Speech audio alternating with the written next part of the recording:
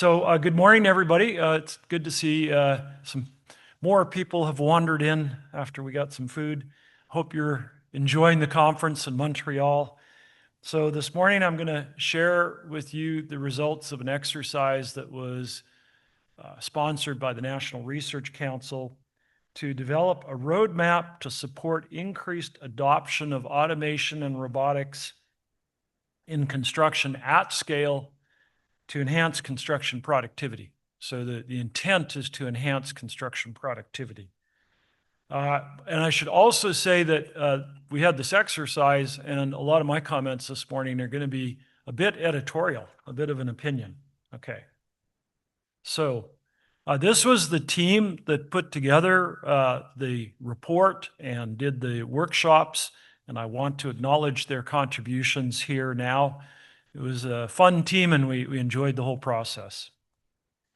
There were actually two roadmaps that were put together, and they're complementary. So the first one is the roadmap to transform the Canadian construction industry, and that's mostly focused on industrialized construction.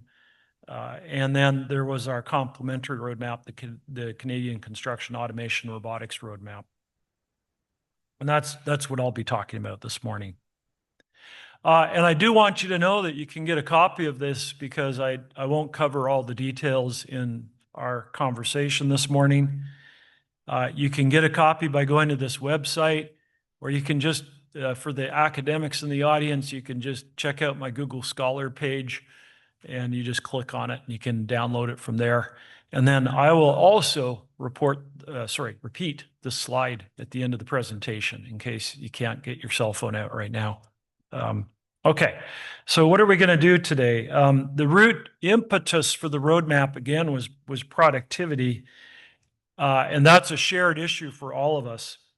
So I will start off spending probably an inordinate amount of time on Canada's Construction Productivity Challenge. And then, if we're going to have a good roadmap, we've got to look back on what are the lessons that we've learned from automation and robotics and how they improve productivity, because we've been working on it for 30 or 40 years. I'll describe briefly the industry workshops for planning the roadmap, how we came up with a way to prioritize opportunities, identify them, what a solutions pipeline might look like for Canada, and an R&D program to support the pipeline, and who would be involved. So this is, our Construction Productivity Challenge. It's the story we've been telling for decades for various reasons, sometimes to get research funding. And one of the latest and best papers on this is by Goolsbee and Syverson, so best in my opinion. So the yellow line is the path of total factor productivity in construction. This is in the US, but Canada tracks the US pretty well, from 1950. The gray line is the productivity improvement in the rest of the economy. And so this is the story of failure that we've been sharing for decades. Now, that story is getting a bit stale because that's despite the best efforts of some of us for the last 3 or 4 decades to try to improve construction productivity, but for some reason it keeps declining. So I don't think that's a very good story for us, and I think we need to think about how else we can present this, or is there another interpretation? So I want to go back a little bit to the basics, I guess. This is the RS Means Estimating Manual. So, construction is complicated in many ways, but it's also pretty basic.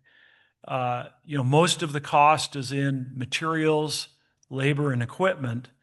And so, in theory, to improve construction productivity, we just need to use less steel or concrete or other materials, or we have to use less labor, or we have to use machines to replace the labor and or waste less materials. Okay, so unfortunately, Goolsbee and Syverson tracked capital investment, and it turns out, I'm a little bit ahead of myself. Yeah, no, we're good. So they tracked capital investment in construction, and it's it's not been lagging other industries. So it turns out that substitution of capital for labor hasn't seemed to be working according to the analysis that these guys have done. And Goolsby's he's the president of the Chicago Fed, so he's a reliable economist. It seems what has been hurting productivity numbers is that the denominator in the equation has been going up faster than regular inflation. So the construction price index, the orange line, is going up really fast. And remember, the numerator is the cost of labor, equipment, materials, and management. So it looks like buildings are costing more and more and more in real dollar terms. So I tried to figure out what this all means, and I just have some ideas maybe. It could be that construction productivity truly is flat or declining, which is a really sad story. If we assume that the construction price index is the correct deflator. But there's another possibility.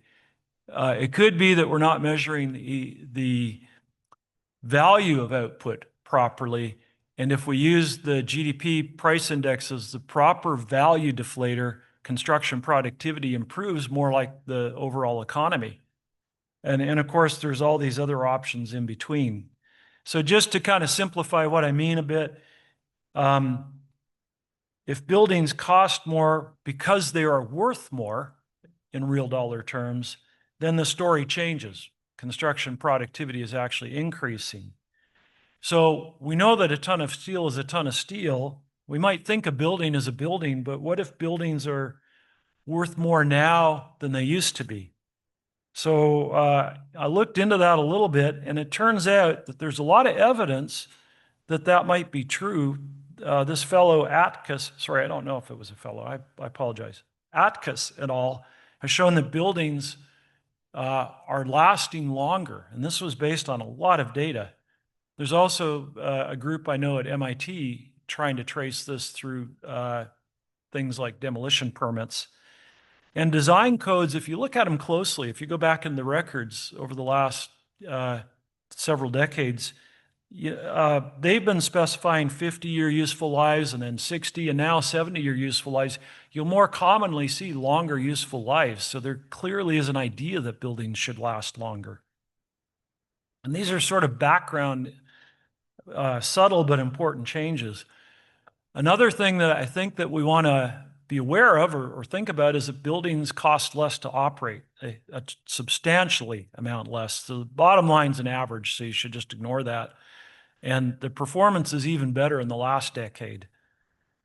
They just require less energy. So there's evidence, in my opinion, and I haven't really filled this out, that buildings are worth more. And that's because they last longer and they're cheaper to operate. And also improving quality so that price deflator issue may not be the only reason that real dollar prices are increasing. And here's, I'm getting off into editorial, but some governments have found they can bury development taxes and fees in home prices or residential development prices. And that goes right into the productivity denominator. And it makes the industry look like the villain when in fact it's a sort of an artificial price inflator, right?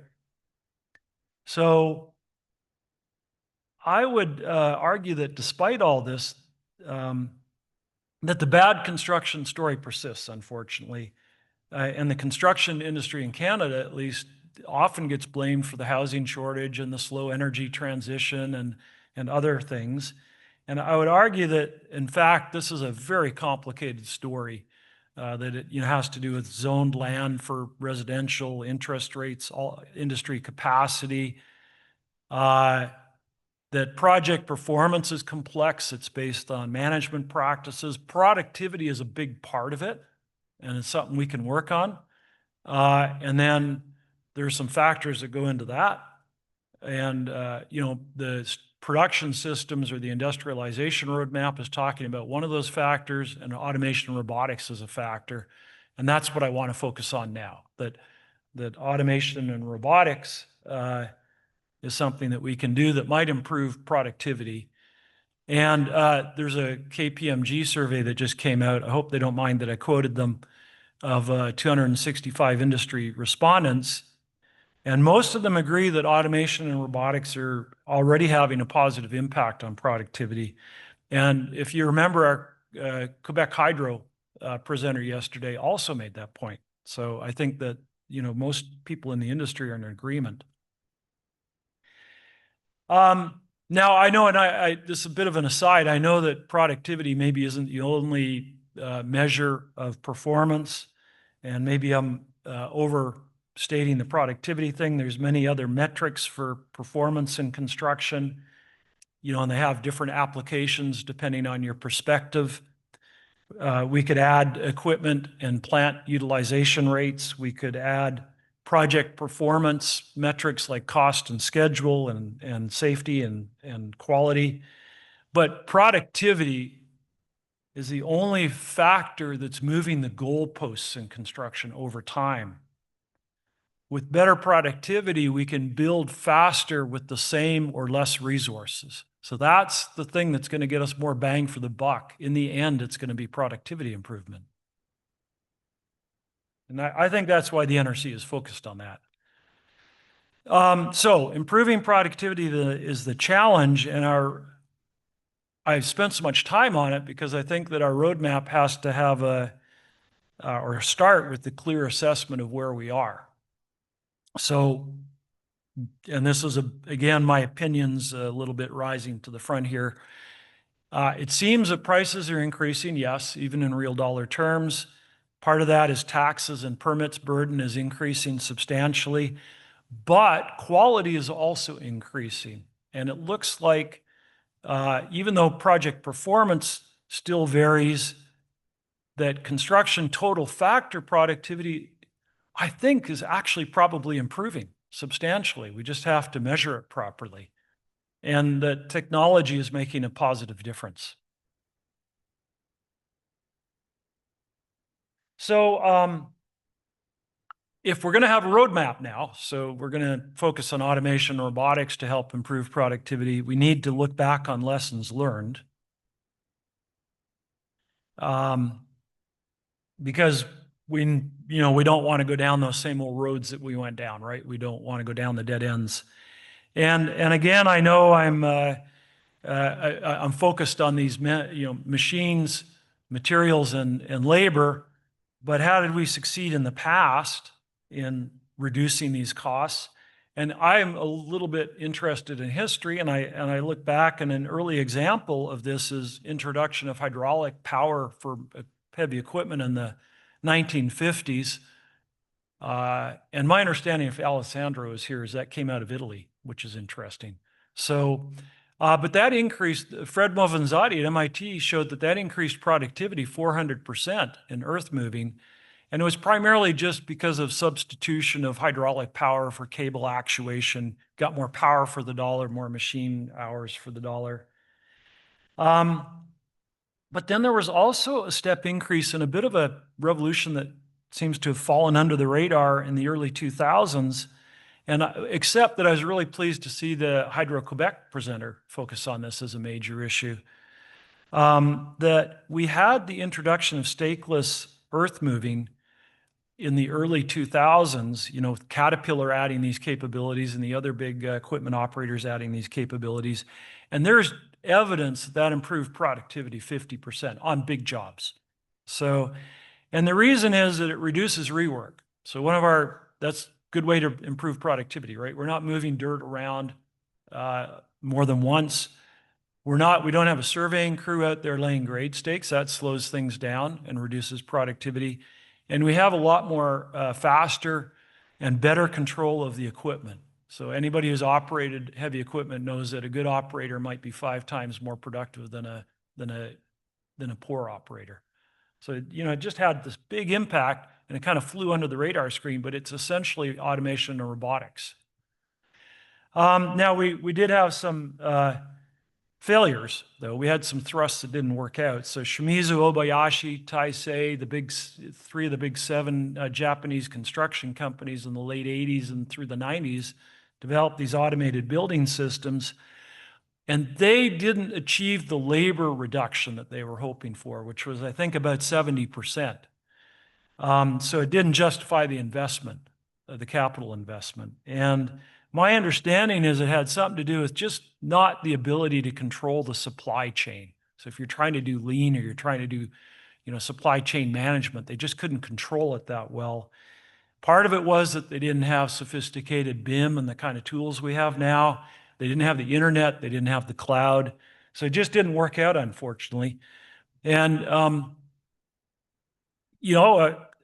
another kick at the can in the 2010s up to 2021 were these tech fellows out in California. They dropped $2 billion on vertical integration.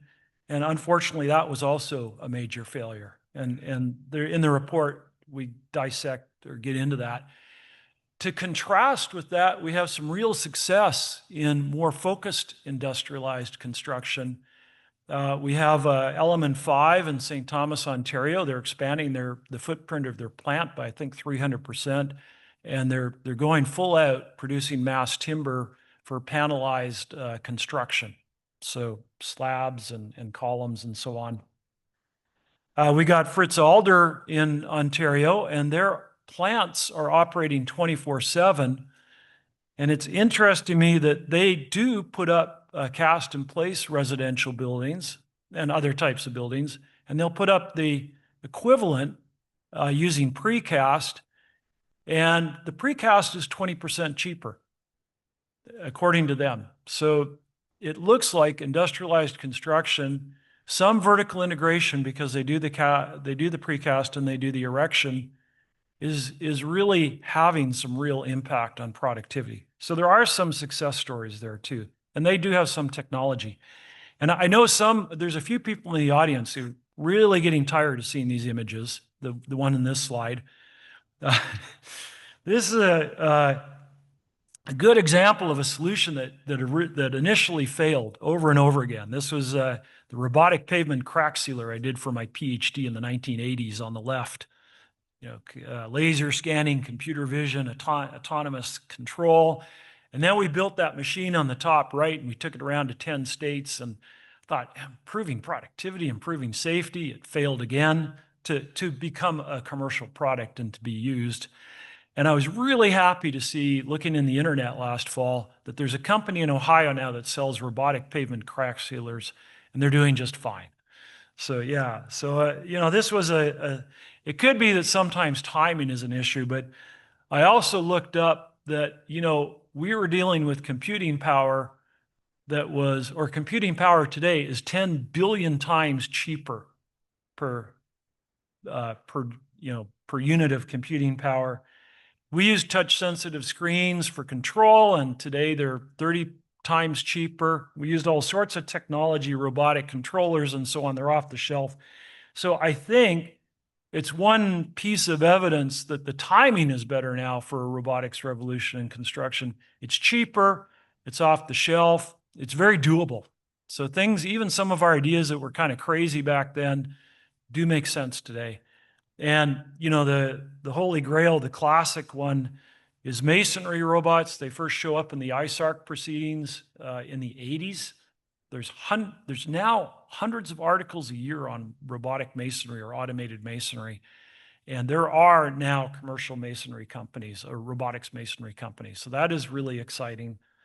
There's other robotic systems, there's robotic layout systems that save a lot of money and improve productivity. Robotic rebar tying, robotic painting, robotic 3D printing, some companies in Canada now. So we're beginning to have some real breakthroughs commercially. Now, I'm looking carefully at the time. I've been taking too long.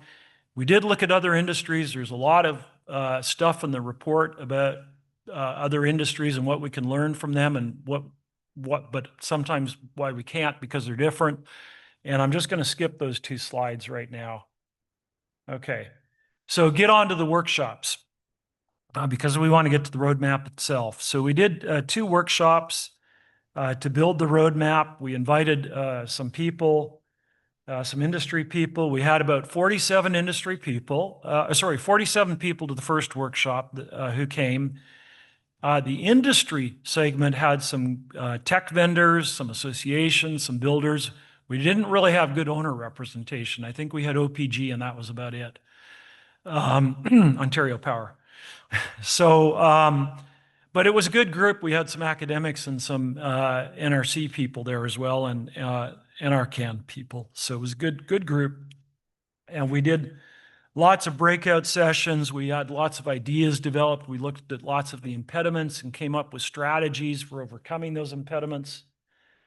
And a lot of that work, the problem with this slide is I know you can't read it. So, but it is in the report. And a lot of what we did was we synthesized that knowledge into what are the impediments and what are some of the strategies for overcoming the impediments. And they're very good practical strategies that our industry and experienced academic colleagues came up with. Some of them are really just common sense, like could we just have incremental improvement? That might, and could we figure out ways to share risk when we do these innovations? So there's some good stuff there. It's in the report. One of the things, and again, I'm sorry that the slide is unreadable. The figure on the right is largely unreadable, but it was trying to explain how those supporting technologies improve productivity and improve circularity. And it also was making the argument that in improving circularity and improving productivity, they're actually pretty closely related and they overlap a lot. And really, though, what it comes down to is the age-old economics perspective, which is substituting capital for labor, simplifying and eliminating steps, eliminating rework, reducing waste. A lot of that's in lean, and reducing risk and amplifying human abilities. So it's understanding, I think, these fundamental mechanisms that help us prioritize our investments if we're going to invest in automation and robotics to improve productivity. We also tried to come up with other tools for prioritizing investments or prioritizing our attention. And just from experience, you can use classical engineering economics, cash flow, original investment, rate of return. The problem is that, any of you have tried to start a business or failed at starting a business like myself. You have to come up with a business plan. You have to understand the sales funnel. You have to understand your burn rate and your runway and all these ways of getting capital, all the types of startup capital, and you have to figure out whose job are you making easier, who's going to buy this product that you have, and all these sorts of questions have to be answered too, because it can make good engineering sense, but really fail as a business proposition. And then finally, I think there's something about if you're a government investor, you've got to look at where you should focus your money in terms of what might be the productivity impact of a new technology in an area of work. Then how big is that area of work in construction? Is it tiny and niche like crack sealing, or is it welding pipe, which is actually pretty important, or is it placing concrete? So what's the important areas, and then also what is the maturity of the technology? So again, unreadable, but this is the pipeline that we envisaged for technology, development and the production of solutions. So going from needs to practical business solutions through different TRLs or technology readiness levels, and who the players would be in Canada. And I know it's a big international group here, so I won't focus on this too much. If you're really interested, you can dive into the report. I also won't focus much on the impediments. There's so many impediments. somehow we'll overcome them, right? And we have some strategies in the report. We did come up with an R&D program or suggested program, and with the objective of supporting increase of adoption of automation, robotics, and construction at scale to enhance construction productivity, but also retrofit. So, and also maybe deconstruction productivity. And one of those would be an industry advisory board or consortium. We also envisioned demonstration projects at high technology readiness levels, so collaboration of vendors and SMEs and academics perhaps. So not early stage stuff, but later stage stuff that we can finally take over the finish line. But also research infrastructure support projects that would do things like track matrix or figure out how to address the cybersecurity challenges that we're having, and transfer workshops and so on. We understand in Canada, and again, I don't want to bore the broader audience, that there'd be so many participants and that they would have roles like research expertise or funding support or technology transfer. And so at least in a Canadian context, it's important to have at least some vision of who those players would be and what their roles would be. And again, there's some detail on that in the report. And there's some detail on the sorts of partnerships who would be involved, the CSE construction division, the different the ISARCs. I think the ISARCs and the IARC webinars that Chen gives, those are really important. I love those. So keep doing them, please. Okay. So in conclusion, and unfortunately I have 2 slides, so this is a little bit misleading after this. I think that we have to challenge the construction productivity stagnation narrative. I don't think it serves us to, on one hand, claim that construction productivity is declining or stagnant, even though we've been working on it for 30 or 40 years. I don't think that's a success story. I also don't think it's true. I think that construction productivity has been increasing, and that automation and robotics are really playing a really important role in that.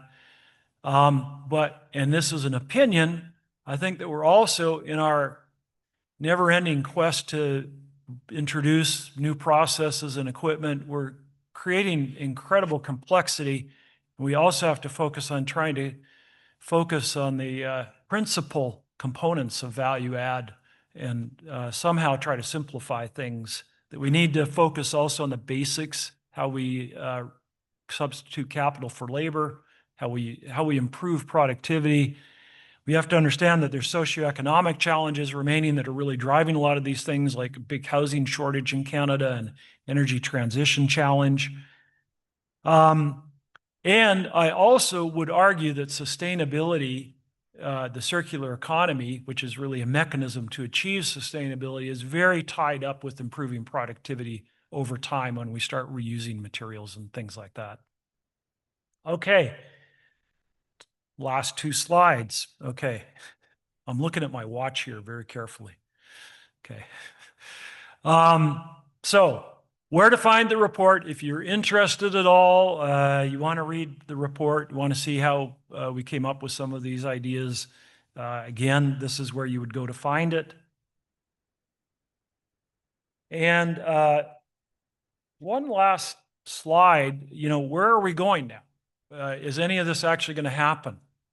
It turns out that at least NRC, NRC doesn't have to do all the heavy lifting or do all of the funding of all of this, but they have their construction sector digitalization and productivity challenge program has put out a call for proposals.